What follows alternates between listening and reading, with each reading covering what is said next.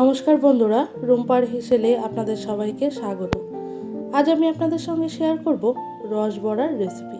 বিউলির ডাল বা মাসকলাইয়ের ডাল দিয়ে কিন্তু এই রসবড়ার রেসিপি খুব সহজেই তৈরি করে নেওয়া যায় আর খুবই কম উপকরণে মাত্র 10 মিনিটেই আপনি এই রসবড়ার রেসিপি তৈরি করে নিতে পারবেন। তাহলে চলুন দেখে নেওয়া যাক আজকের আমার এই রেসিপি। রসবড়া বানানোর জন্য আমি এখানে নিয়ে নিয়েছি 100 গ্রাম পরিমাণে বিউলির ডাল। ডালটাকে আমি খুব ভালো করে বেছে নিয়েছি আর এখানে জল দিয়ে 4 থেকে 5 ঘন্টার জন্য ভিজিয়ে রাখবো। আপনারা চাইলে এটাকে সারা রাত্রেও ভিজিয়ে রাখতে পারেন। আমি এখানে বিউলির ডাল ব্যবহার করছি, আপনারা চাইলে নতুন মাসকলাইয়ের ডাল দিয়েও কিন্তু তৈরি করতে পারেন, খেতে কিন্তু দারুণ লাগে। ডালটা খুব ভালোভাবে ভিজে গেছে, আমি এখন 4 থেকে 5 বার জল পাল্টে পাল্টে খুব ভালো করে ধুয়ে নিয়েছি। আর এই সমস্ত ডালটা এখন মিক্সার গ্রাইন্ডারের মধ্যে নিয়ে নেব। আর ডালটাকে খুব ভালো করে কিন্তু পেস্ট করতে হবে, দানা দানা থাকলে কিন্তু হবে না, একদম মিহি একটা পেস্ট বানিয়ে নেব। সমস্ত ডালটা দেওয়া হয়ে গেছে, এখন দিয়ে দিচ্ছি সামান্য জল। খুব বেশি জল কিন্তু এখানে ব্যবহার করবেন না, তাহলে ডালটা কিন্তু একদম পাতলা হয়ে যাবে। দেখুন, আপনাদেরকে দেখিয়ে দেব, ঠিক এইভাবেই আমি ঘন একটা পেস্ট তৈরি করে নিয়েছি। আর সমস্ত ডালটাই আমি এখন আলাদা একটি পাত্রে নামিয়ে নিচ্ছি।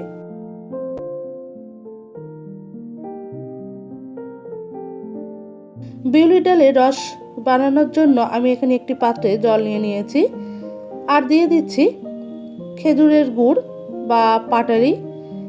আমি এখানে গুড়টাই নিয়েছি, আপনারা চাইলে পাটালিও ব্যবহার করতে পারেন বা যে ঝোলা গুড়টা হয় সেটাও কিন্তু দিয়ে আপনারা রসটাকে তৈরি করে নিতে পারেন। গুড়টা দিয়ে খুব ভালোভাবে মিশিয়ে জাল করে নেব। বেটে নেওয়া ডালটাকে আমি এখন খুব ভালো করে ফেটিয়ে নেব আর দিয়ে দিচ্ছি সামান্য মৌরি দিয়ে ডালটাকে একটু সময় নিয়ে কিন্তু খুব ভালো করে ফেটিয়ে নিতে হবে। আর এখানে আমি সামান্য জলের ব্যবহার করছি, জলের যদি প্রয়োজন হয় তবে জল দেবেন, তাছাড়া কিন্তু জল এখানে খুব বেশি ব্যবহার করার দরকার নেই। আমি এখানে ডালটাকে খুব ভালো করে ফেটিয়ে নিচ্ছি হাত দিয়ে, আপনারা চাইলে হ্যান্ড হুইস্কির মাধ্যমে কিন্তু কাজটা করে নিতে পারেন।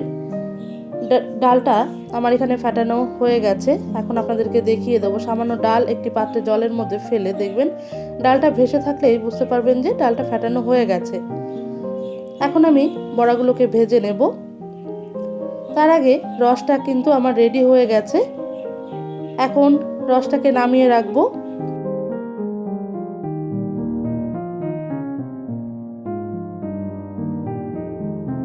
বড়াগুলোকে আমি এখন ভেজে নেব, তার জন্য কড়াইয়ে আগে থেকে সাদা তেল গরম করে নিয়েছি। প্রথম ব্যাচের বড়াগুলোকে আমি এখানে দিয়ে দিচ্ছি। আর খুব বড় করে কিন্তু আমি বড়াগুলোকে তৈরি করব না, একদম ছোট ছোট সাইজের করেই কিন্তু বড়াগুলোকে আমি ডিপ ফ্রাই করে নেব। আপনারা আপনাদের পছন্দ মতো করতে পারেন, ছোট বা বড়, আপনাদের যেটাই পছন্দ সেভাবে বড়াটাকে রেডি করে নিতে পারেন। এখানে একসঙ্গে কিন্তু আমি অনেকগুলো বড়া প্রথম ব্যাচেই ভেজে নেব। আমি এখানে বড়াগুলোকে লো টু মিডিয়াম ফ্লেমে রেখেই সমস্ত বড়াগুলোকে দিয়ে দিয়েছি। আর এক পিঠে ভাজা হয়ে গেছে, এবার বড়াগুলোকে আমি উল্টে দেব। খুব সাবধানে কিন্তু বড়াগুলোকে উল্টে দিতে হবে। বড়াগুলোকে লো টু মিডিয়াম ফ্লেমে 3 থেকে 4 মিনিট ভেজে নিলেই বড়া রেডি। আর আপনারা চাইলে এই ডালের মধ্যে সামান্য লবণ কিন্তু ইউজ করতে পারেন। আমি এখানে কোনো লবণের ব্যবহার করিনি, তবে লবণ দিলে টেস্টটা কিন্তু আরেকটু ভালো লাগে। প্রথম ব্যাচের বড়াগুলো কিন্তু আমার এখানে রেডি হয়ে এসেছে। একটি ছান্তার সাহায্যে আমি বড়াগুলোকে তুলে নেব। আমি এখানে হালকা গোল্ডেন কালার করে কিন্তু বড়াগুলোকে ভেজে নিয়েছি, আপনারা চাইলে আরেকটু ডিপ করে কিন্তু ভেজে নিতে পারেন। সমস্ত বড়াগুলোকে তুলে নিয়ে আমি দ্বিতীয় ব্যাচের বড়াগুলোকে কিন্তু দিয়ে দিয়েছি। দ্বিতীয় ব্যাচের বড়াগুলোকেও কিন্তু আমি একইভাবে রেডি করে নেব।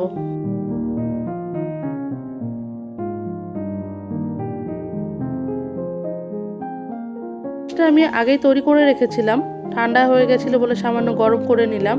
আর প্রথম ব্যাচের বড়াগুলোকে রসের মধ্যে আমি দিয়ে দিচ্ছি। খুব ভালো করে রসের সঙ্গে মিশিয়ে নিতে হবে। আর বড়াগুলোকে ভেজেই রসে দিয়ে দেবেন না, সামান্য ঠান্ডা করে তারপরে বড়াগুলোকে রসের মধ্যে কিন্তু দিতে হবে। আর এখানে সেকেন্ড ব্যাচের বড়াগুলোকে আমি উল্টে দিচ্ছি। একইভাবে কিন্তু এই সেকেন্ড ব্যাচের বড়াগুলোকেও আমি ভেজে নেব।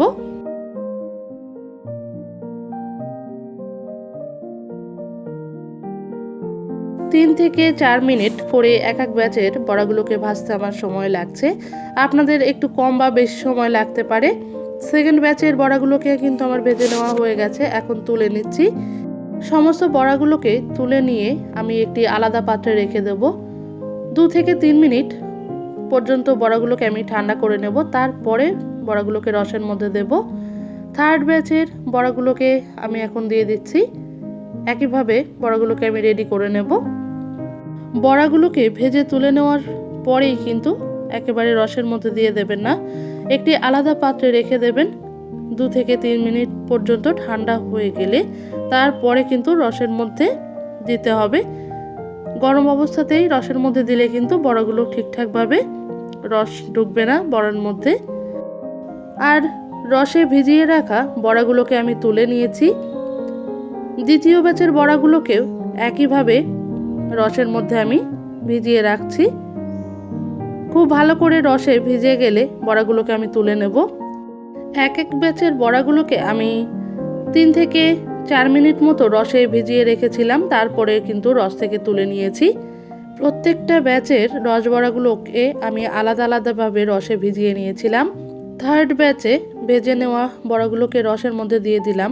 একইভাবে 5 মিনিট মতো আমি রসে ভিজিয়ে রাখবো, তারপরে বড়াগুলোকে তুলে নেব। এখানে একদম রেডি হয়ে গেছে বিউলি ডালের রস বড়া। আপনারা চাইলে খুবই কম সময়ে আর কম উপকরণে কিন্তু এই বড়াটাকে তৈরি করে নিতে পারেন বাড়িতেই। খেতে কিন্তু দুর্দান্ত লাগে। নানা রকম পিঠেপুলির পাশাপাশি এই রসবড়ার রেসিপিটাও বাড়িতে তৈরি করুন। কেমন লাগলো আজকে আমার এই রসবড়ার রেসিপি কমেন্টে কিন্তু জানাতে ভুলবেন না। ভিডিওটি ভালো লেগে থাকলে বরাবরের জন্য লাইক আর অনেক বেশি বেশি শেয়ার করে দেবেন, সবাই যাতে দেখতে পারে রেসিপিটি। চ্যানেলকে সাবস্ক্রাইব করে চ্যানেলের পাশে থাকবেন। আজ এ পর্যন্তই, দেখা হচ্ছে অন্য কোনো রেসিপি নিয়ে অন্য কোনো ভিডিওতে। ভিডিওটি দেখার জন্য আপনাদেরকে অনেক অনেক ধন্যবাদ।